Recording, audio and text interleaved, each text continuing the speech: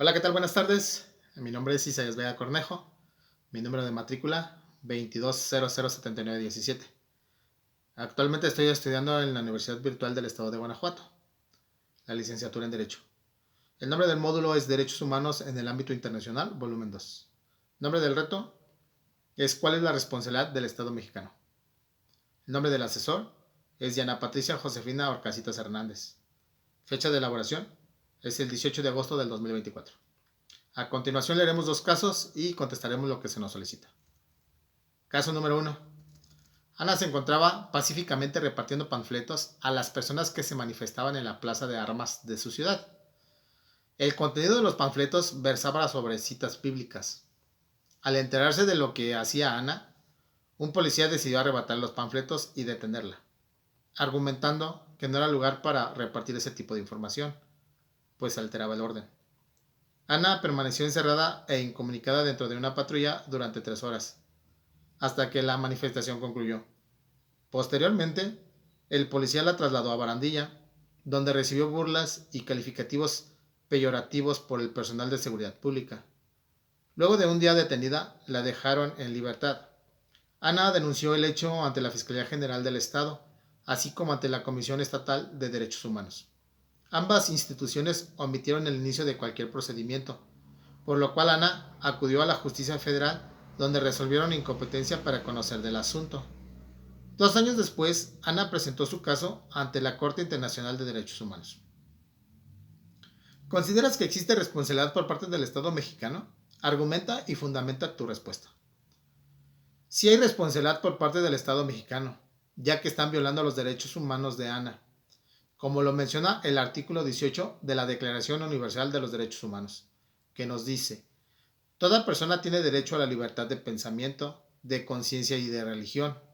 Este derecho incluye la libertad de cambiar de religión o de creencia, así como la libertad de manifestar su religión o su creencia, individual y colectivamente, tanto en público como en privado, por la enseñanza, la práctica, el culto y la observancia. Esto mismo lo encontramos estipulado en el artículo número 12 de la Convención Americana sobre Derechos Humanos. Otro derecho que se está violando es el derecho a la libertad. Esto lo encontramos fundamentado en el artículo número 7 de la Convención Americana sobre Derechos Humanos, que nos dice: el derecho a la libertad personal. Toda persona tiene derecho a la libertad y a la seguridad personales. Nadie puede ser privado de su libertad física, salvo por las causas y en las condiciones fijadas de antemano por las constituciones políticas de los estados, partes o por las leyes dictadas conforme a ellas. Nadie puede ser sometido a detención o encarcelamiento arbitrarios. Toda persona detenida o retenida debe ser informada de las razones de su detención y notificada sin demora del cargo o cargos formulados contra ella. Toda persona detenida o retenida debe ser llevada sin demora ante un juez u otro funcionario autorizado por la ley para ejercer funciones judiciales y tendrá derecho a ser juzgada dentro de un plazo razonable o a ser puesta en libertad, sin perjuicio de que continúe el proceso. Su libertad podrá estar condicionada a garantías que aseguren su comparecencia en el juicio. Toda persona privada de libertad tiene derecho a recurrir ante un juez o tribunal competente, a fin de que éste decida sin demora sobre la legalidad de su arresto o detención y ordene su libertad.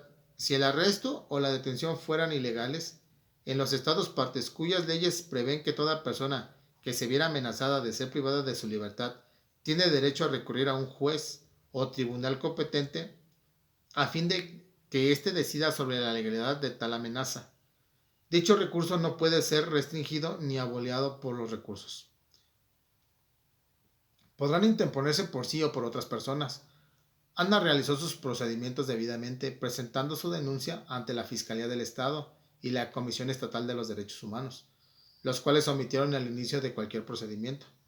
Ana acude a la Justicia Federal, lo cual se declara incompetente para conocer del asunto, cuando sabemos que están obligados a conocer todo sobre tratados sobre derechos humanos. Es por ello que declaramos que existe responsabilidad del Estado mexicano. Caso número 2. Durante la pandemia por COVID-19, el gobernador de una entidad federativa publicó un decreto por medio del cual se declaraba obligatorio el confinamiento en el domicilio particular de los habitantes, en un horario de 18 horas a 9 horas.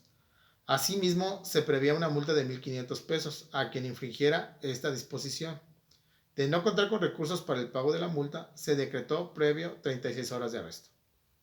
Andrés, un hombre de 34 años de edad, en situación de calle, caminaba por la avenida principal de la ciudad a las 20 horas.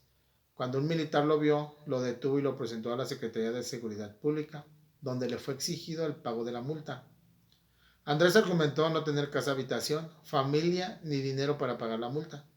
Como consecuencia fue privado de la libertad durante 36 horas y boletinado. Fotografía incluida en redes sociales como el primer detenido, un sinvergüenza capaz de negar a su familia con tal de no pagar la multa. Derivado de lo anterior, fue localizado por una asociación civil a través de la cual se planteó su caso en jurisdicción militar y ordinaria hasta ponerle conocimiento de la Corte Internacional de los Derechos Humanos. ¿Consideras que existe responsabilidad por parte del Estado mexicano? Argumenta y fundamenta tu respuesta. Sí existe responsabilidad por parte del Estado mexicano, ya que se están violando varios derechos de Andrés, ya que al encontrarse en situación de calle no tiene acceso a información del derecho obligatorio el confinamiento en el domicilio particular que el gobernador decretó, ya que por lógica Andrés no tiene un domicilio particular. En este caso se viola el artículo número 1 de la Convención Americana sobre Derechos Humanos, que nos dice que los estados partes en esta convención se comprometen a respetar los derechos y libertades reconocidos en ella y a garantizar su libre y pleno ejercicio a toda persona que esté sujeta a su jurisdicción, sin discriminación alguna, por motivo de raza, color, sexo, idioma, religión, opiniones políticas o de cualquier otra índole, origen nacional o social, posición económica, nacimiento o cualquier otra condición social. Para los efectos de esta convención personal es todo ser humano. Otro derecho que se viola es la integridad personal de Andrés. Esto lo fundamentamos en el artículo número 5 de la Convención Americana sobre Derechos Humanos, que nos dice que toda persona tiene derecho a que se respete su integridad física, psíquica y moral. Nadie debe de ser sometido a torturas ni a penas o a tratos crueles, inhumanos o degradantes.